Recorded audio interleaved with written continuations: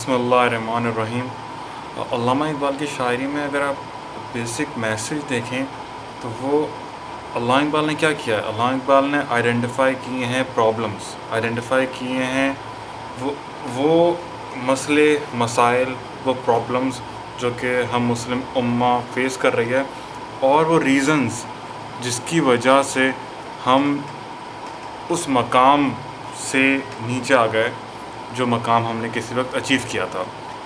اس میں ایک علامہ اقبال کی شاعری میں جو بہت زیادہ آپ کو ملے گا، جس کے بارے میں علامہ اقبال گلہ کرتے ہوئے نظر آتے ہیں، وہ ہے امامت، لیڈرشپ کی کمی، امامت کی کمی۔ علامہ اقبال کی ایک پوری نظم ہے امامت کے ٹاپک پر۔ انہیں پوچھی ہے امامت کی حقیقت مجھ سے، حق تجھے میری طرح صاحب اسرار کرے۔ اگر تم مجھ سے جاننا چاہتے ہو لیڈرشپ کے بارے میں، اگر لیڈرشپ کی حقیقت جاننا چاہتے ہو، ریالٹی آف لیڈرشپ جاننا چاہتے ہو، تو حق تجھے میری طرح صاحب اسرار کرے۔ پری ریکویزٹ کیا ہے؟ جو صاحب اسرار ہوگا، جس کے اندر وزڈم ہوگا، وہی سمجھ سکتا ہے لیڈرشپ کی ریالٹی۔ اس کے بعد بات آگے بڑھے گی۔ ہے وہی تیرے زمانے کا امام برحق جو تجھے حاضر و موجود سے بیزار کرے۔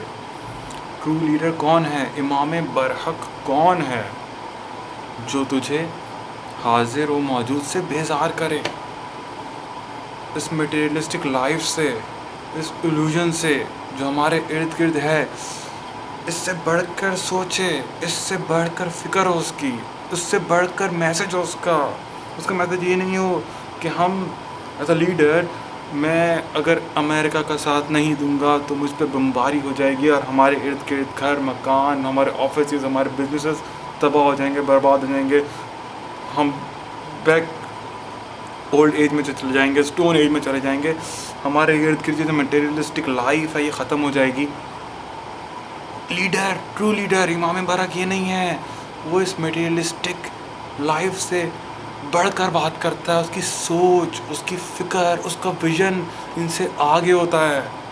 وہ ہے امام برحق جو ان چیزوں سے ہٹ کر سوچے، ان چیزوں سے آگے کا سوچے، اس کے میسج میں جو ویژن ہو وہ ان چیزوں سے، اس میٹیریلسٹک ایلوژن سے آگے ہو۔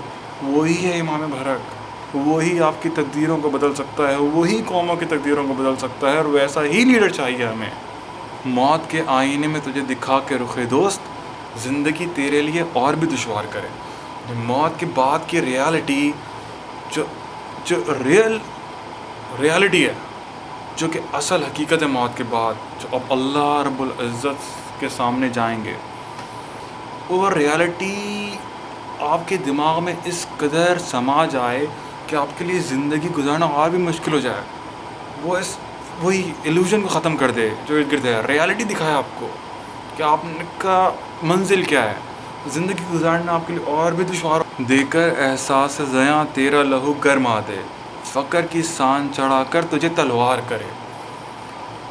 تمہیں بتائے، تمہیں احساس دلائے وہ لیڈر کہ تم ضائع ہو رہے ہو، تمہارے اندر بہت کچھ ہے کرنے کو، تمہارے لہو کو گرمائے، تمہارے احساس زیاں پیدا کرے تمہارے اندر کہ تم بہت کچھ کرنے کے لیے آئے ہو، تم ایک عام شخص نہیں ہو، تمہیں اللہ تعالیٰ نے بھیجا ہے۔